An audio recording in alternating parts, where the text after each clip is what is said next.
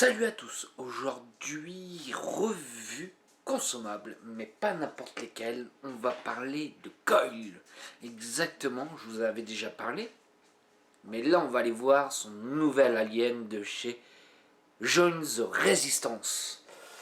Alors, c'est quelqu'un que j'ai encore en contact, toujours un grand plaisir, un mec en or toujours, et ça fait plaisir de parler de temps en temps avec lui. Donc là il m'a parlé un petit peu de son, je dirais pas de nouvelle alien, mais sa manière différente de le travailler. Donc justement, j'ai encore son ancienne alien que j'ai ici sur un tube méca. Déjà, il envoyait pas mal. C'est déjà honnêtement très bien. Et il m'a dit que le V2 fait un peu mieux. Donc on va voir ça ensemble. J'ai mis ça dans un petit dripper, le Monson 30 mm. Ça, je vais bientôt vous en parler. J'ai pas encore stabilisé la résistance, ça on va le faire ensemble. Il m'a dit qu'on serait aux alentours de 0,16 ohms, sachant que le premier, sa première version du Alien que je vous avais fait en vidéo, enfin que je vous avais présenté très rapidement, on était à 0,10, 0,11 ohms, un petit peu bas. Donc là en fait il l'a retravaillé un peu différemment. Donc au lieu d'utiliser du 26, il a utilisé du 28. Donc déjà ça fait une résistance un peu plus haute. Toujours entouré de 40 gauge, le tout en full twist and mess, là maintenant. Donc mes avis, ça doit envoyer un peu du pâté. Donc on va stabiliser la résistance ensemble. Pourquoi il faut stabiliser une résistance comme ça? Ça je vais expliquer dans la vidéo à ce moment-là. Juste avant je vais montrer les différences. On verra qu'il y a des grosses différences au niveau de la taille. Et après on montrera comment ça va. Donc à tout de suite en gros plan.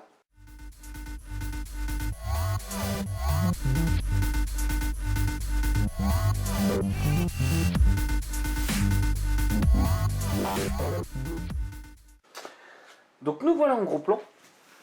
Alors, exactement, je vais préciser, celui-ci, c'est le premier Alien qu'il avait fait, enfin que j'avais acheté chez lui. Et ça, c'est le V2, le nouveau en fait, qui est... on va voir ça ensemble, voir s'il est mieux ou pas. Au moins, c'est bien, c'est quelqu'un qui se remet toujours en question, qui essaye de faire évoluer son produit pour trouver le produit le plus abouti. Puisqu'on peut voir que comparé au V1, là qu'on a plus de spires, puisque nous en avons 6, et que sur l'autre nous en avons 5, mais par contre il est moins gros. Donc l'avantage c'est que celui-ci pourra se placer, le V2, dans plus de drippers différents, je dirais. Que celui-ci, il fallait déjà un bon dripper. Là on est sur le, vous avez dû reconnaître, le Goon. C'est pas qu'on est limite, mais c'est, faut pas plus petit. Voilà, le 22 mm sera vraiment un petit peu trop juste. Donc ce qu'on peut voir, c'est que au niveau de la réactivité du V1, il est plutôt pas mal. Donc voilà. Alors là, qu'est-ce qu'on va faire ensemble? C'est qu'on va stabiliser la résistance. À quoi sert stabiliser la résistance? En fait, si vous voulez, là, au premier shoot, on ne sera pas dans la valeur qui est indiquée dans le coil. Puisqu'en fait, si vous voulez, il faut le chauffer plusieurs fois pour que l'huile, ce genre de choses, puisse s'enlever et qu'on arrive à la valeur de résistance qui est normalement dit stabilisée. Donc on va les voir un petit peu. Donc je vais shooter une première fois. Alors je vais descendre un petit peu les watts, puisqu'on va pas non plus lui taper dans les dents au premier abord. Donc il dit pour 0,12 ohms à la première chauffe. Donc là on va commencer à chauffer légèrement. Donc on voit vraiment que ça chauffe très mal. Tout simplement, c'est que comme je disais, la résistance n'est pas stabilisée, donc on va resserrer un petit peu. Et c'est là où on peut avoir ce qu'on peut voir en photo, des petites couleurs assez sympas. Là on voit que c'est légèrement bleuté. Hop, on va continuer de chauffer un peu. Alors, là je vais vraiment bien chauffer fort. Voilà. Là je vais resserrer un peu toutes mes spires. Là, on va aller voir. Ça commence déjà à monter tout doucement. On n'est pas encore à la valeur vraiment définitive. Et il chauffe pas encore très très bien. Hop, on voit qu'on a encore un léger décalage. Hop, voilà.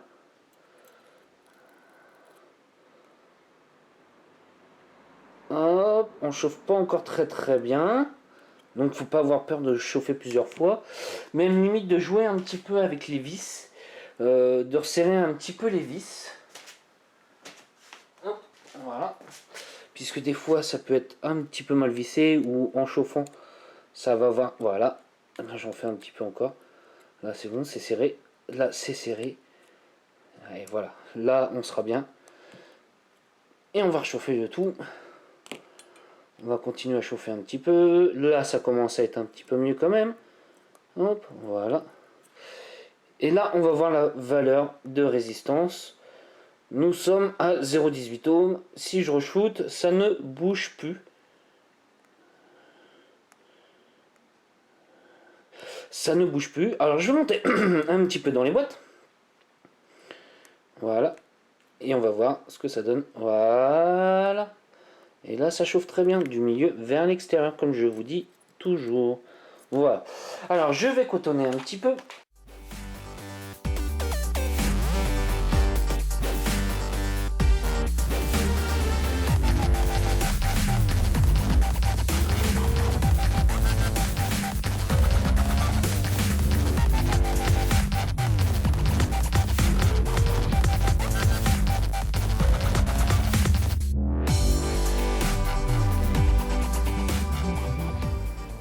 Je vais mettre un petit peu de liquide.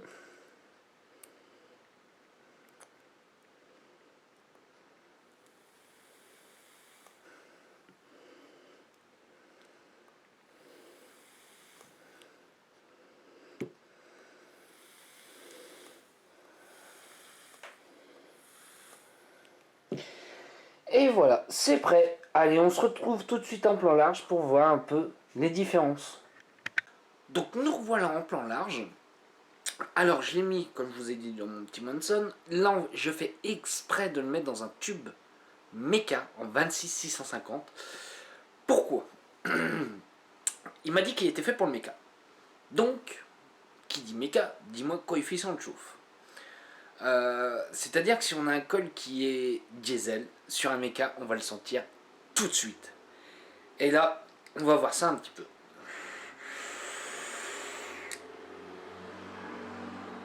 Et en fait, non, pas du tout. Alors pour moi, je trouve qu'il envoie différemment que le V1. Pour moi, là je vais répondre à Michael, puisque là c'est vraiment, je l'essaye là pour la première fois. Comme tu as pu voir, j'ai stabilisé la résistance et tout ça. Là je te réponds vraiment. En fait, je vais avoir une différence par rapport à un V1 et qui est pour moi non négligeable. L'inconvénient du V1, pour moi le fil était plus gros, donc forcément ça chauffait plus fort. Enfin, la vape était plus chaude. Là, moi, tout de suite, ce que je me rends compte, c'est que sur le V2, le fil est plus petit. On a une résistance légèrement plus haute, mais on a une vape plus froide. Enfin, plus froide. La vapeur est plus froide que celui sur le V1. Et ça, moi, je trouve ça non négligeable. Par contre, pour moi, je trouve qu'il envoie plus. Euh, pour moi, ça doit être au niveau du coefficient de chauffe. Il est meilleur.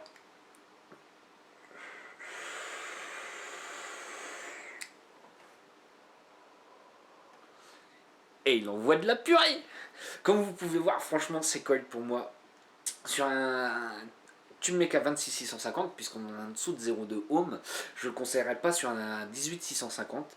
Ça va être vraiment pour le coil, le Alien, vraiment pour quelqu'un qui s'y connaît un petit peu. Il peut le mettre sur Mecha, il n'y a pas de problème, mais il ne faut pas non plus faire une taf de bourrin. Mais sur un 26650 à 0,18, à la fin il me donnait 0,19, bon c'est à peu près, hein, 0,18, 0,19.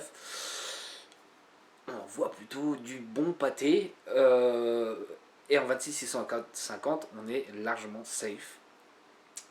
Euh, pour donner une différence, pour faire la même vapeur sur un électro, puisque ça me donne le voltage qu'il envoie, je dois lui envoyer un peu plus de watts que celui-ci pour avoir le même rendu de saveur. Donc celui-ci, pour moi, le V2 est légèrement plus réactif, donc on fait plus de vapeur, mais par contre on a une vape moins chaude.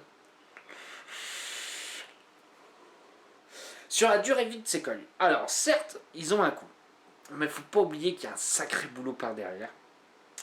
Pour faire le fil alien, c'est plus long que faire du Clapton, ça c'est sûr.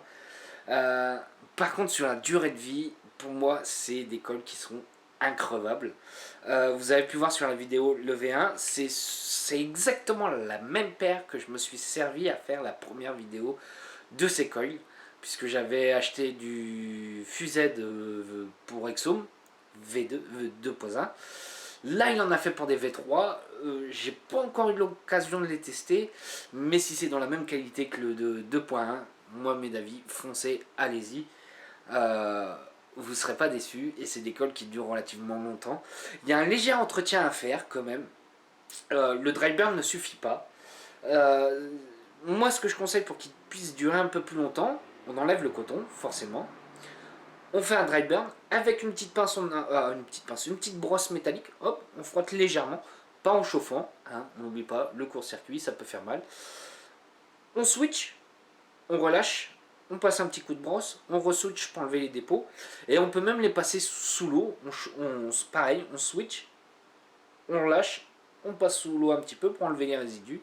Et moi là, le coil, quand est-ce que j'ai fait la vidéo, c'est il y a 2 mois à peu près, voire même un petit peu plus. Donc vous voyez, bah en fait vous serez pas déçus, ils dureront longtemps. Moi c'est le petit retour que je te fais à toi, à Jones Resistance. C'est un plaisir de te rencontrer, enfin de t'avoir rencontré et de parler encore ensemble. La box est tombée, désolé. Hop, voilà. Continue comme ça, continue à nous faire des bons coils bien sympatoches.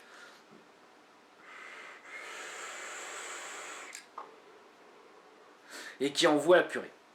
Voilà, moi c'est ce que je peux dire sur son nouvel alien. Je vous souhaite une bonne journée, une bonne soirée ou un bon week-end. Allez, salut à tous.